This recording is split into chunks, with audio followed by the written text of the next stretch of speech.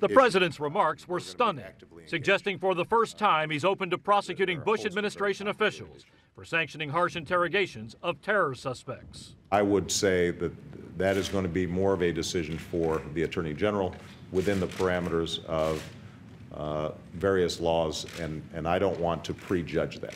The White House later denied the president had reversed policy, but numerous Obama administration officials, including the president himself, have said they're not looking to put the Bush team on trial. President-elect Obama has said it well. We don't want to criminalize policy differences that might exist between the outgoing administration and the administration that is about to take over. Republicans pounced on what they saw as a flip-flop. What is the policy or the position of the administration? Because now it seems to be somewhat confusing. The president's remarks came just days after his administration made public so-called torture memos, which revealed 3 top al-Qaeda operatives had been waterboarded more than 260 times.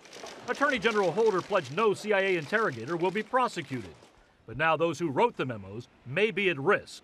Still, CBS News legal analyst Andrew Cohen says prosecutions are unlikely. I just don't see that as a viable option. Remember, the president, even as he's not ruling it out, is urging people to reflect but not have any retribution. Retribution is criminal prosecution. The legal opinions of Bush Justice Department lawyers Jay Bybee, John Yoo, and Stephen Bradbury were drafted to support the policies of more senior officials. Attorneys General John Ashcroft and Alberto Gonzales, CIA Director George Tenet, Defense Secretary Donald Rumsfeld, and ultimately President Bush and Vice President Cheney. For his part, Cheney is unapologetic for pushing the interrogations that some have labeled torture. They didn't put out the memos that show the success of the effort. And there are reports that show specifically what we gained as a result of this activity. The president today also signaled he could support a congressional investigation into the Bush terror policies as long as that's nonpartisan. But Democrats are pushing a so-called Truth Commission, and Republicans want no part of that. Katie? Bob, we're in Washington. Thank you. Jeff Greenfield is our senior political correspondent. Jeff, even the slightest hint about criminal proceedings triggered a very strong reaction, didn't it?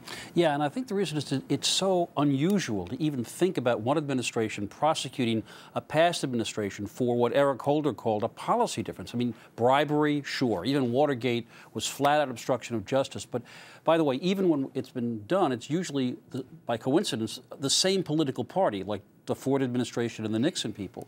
So for different political parties to have one prosecuting the other, I don't think we've ever seen this, and that's why even the hint of it got people so, I don't know, exercised. And how much pressure do you think the Obama administration is getting to hold Bush officials accountable?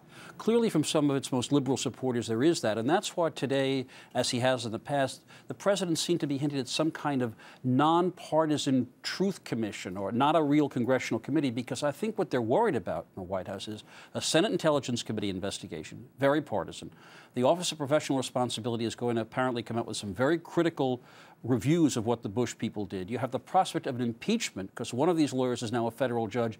I got to believe this is the last kind of partisan wrangle that the Obama administration wants, but there is this demand on the part of some of his people to say, hey, these guys did bad things, let's hold them to account. All right. Jeff Greenfield. Jeff, thanks very much.